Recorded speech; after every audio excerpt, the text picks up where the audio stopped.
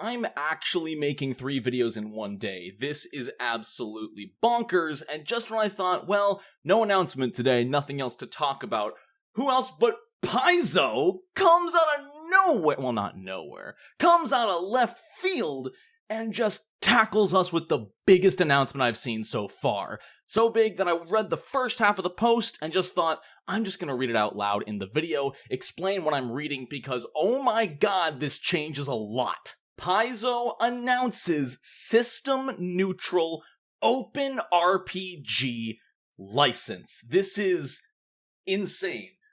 Kai, take your bell off, otherwise you're going to be jingling through the whole video. Paizo's not only saying, we're going to go do our own thing. Paizo's saying, we're going to remake the thing that everyone has been using. Paizo is going to make their own license. The same license that let them exist in the first place is now going to be made anew by them themselves. Let's dive into this open RPG article and see what we're looking at. For the last several weeks, as rumors of Wizards of the Coast's new version of the open game license began circulating among publishers and on social media, gamers across the world have been asking what Paizo plans to do in light of concerns regarding WotC's rumored plan to deauthorize the existing OGL 1.0a.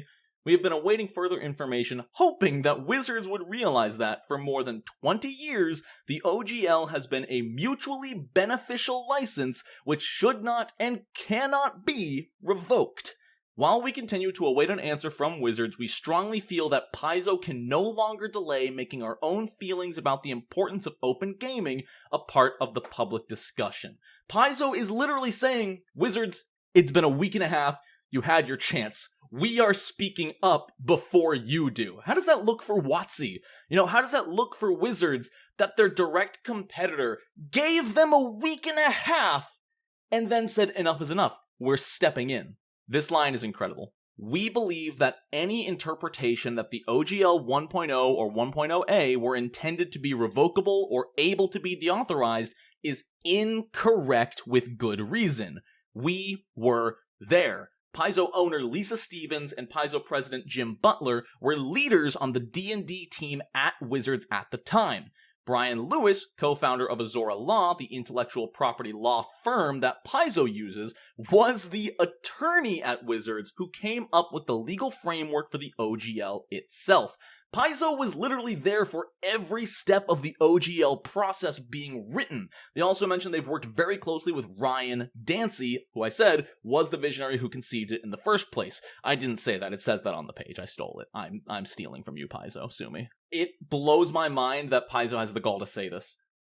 Paizo does not believe that the OGL 1.0a can be deauthorized ever. While we are prepared to argue that point in a court of law if need be, we don't want to have to do that, and we know many of our fellow publishers are not in a position to do so. Paizo is ready to throw down legal money to fight Wizards on this, knowing full well that other smaller publishers don't have the funds to follow them into a legal battle.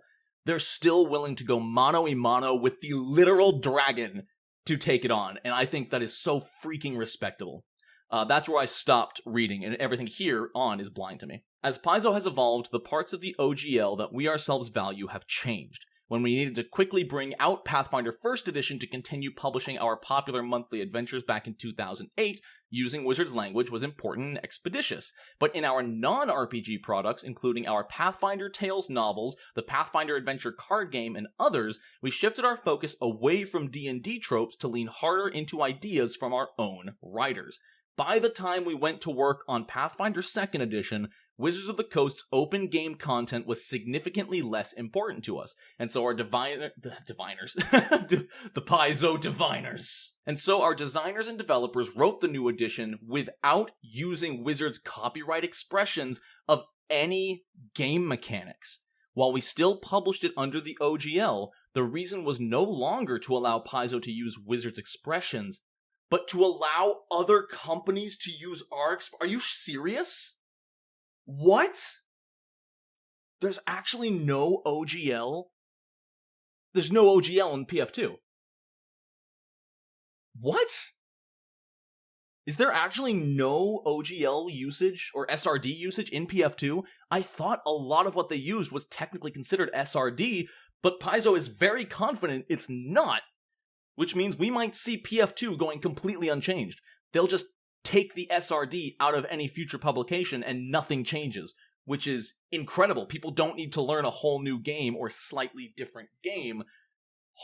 That is like the ballsiest thing I've ever seen someone say, saying, yeah, we don't actually need it. Joke's on you. We kept it in there to make you comfortable, Wizards, and so that other people can use our stuff. We believe, as we always have, that open gaming makes games better, improves profitability for all involved, and enriches the community of gamers who participate in this amazing hobby. Wow, that sounds like Wizards of the Coast 20 years ago. And so we invite gamers from around the world to join us as we begin the next great chapter of open gaming with the release of a new, open, perpetual, and irrevocable open RPG creative license, or orc license. I want an orc license! I want to be a licensed orc!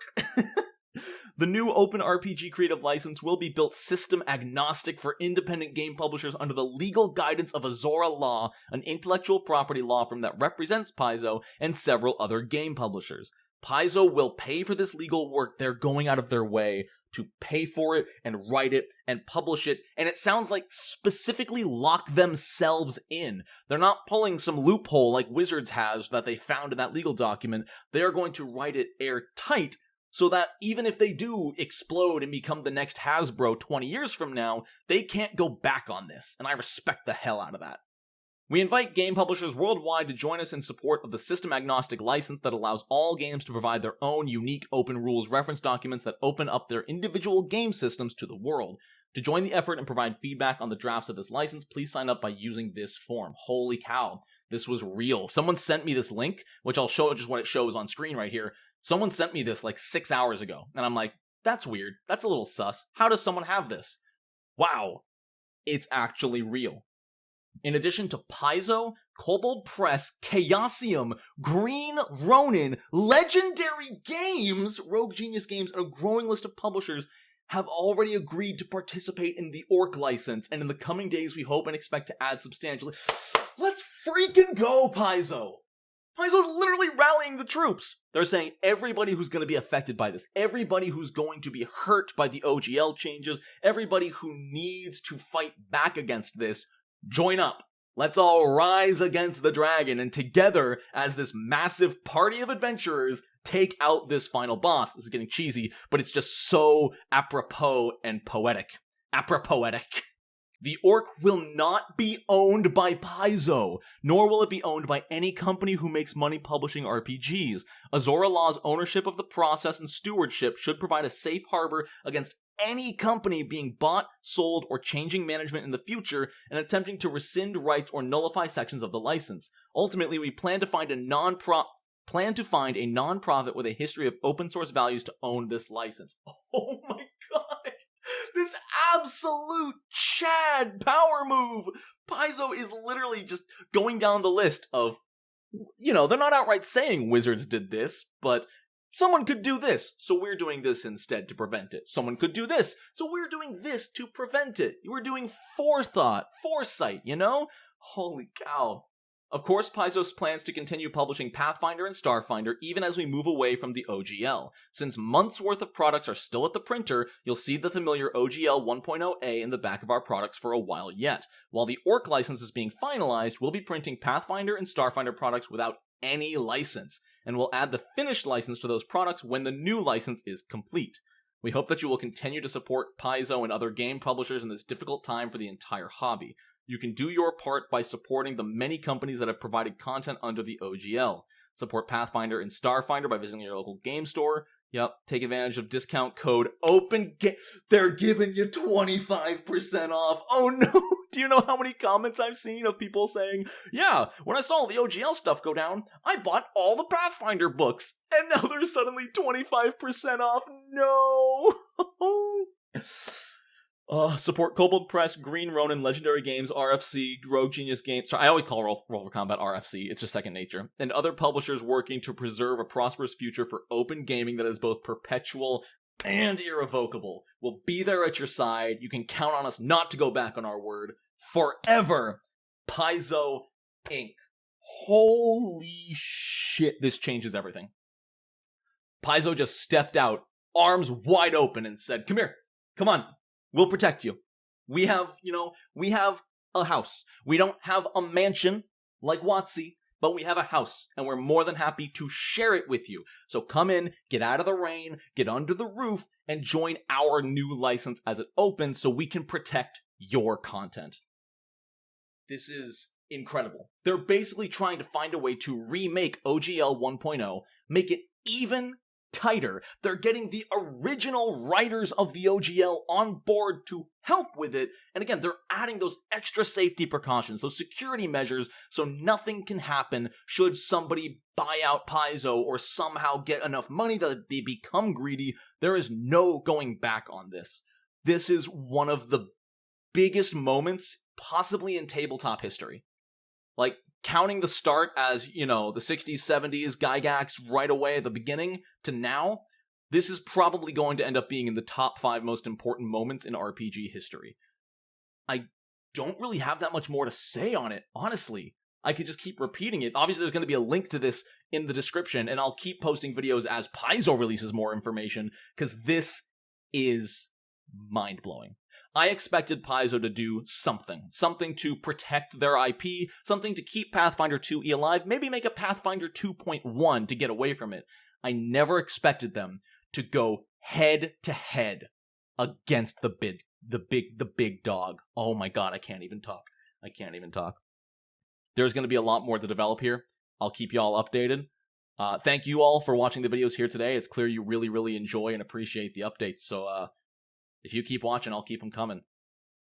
Orc License hype, Orc License solidarity, Paizo.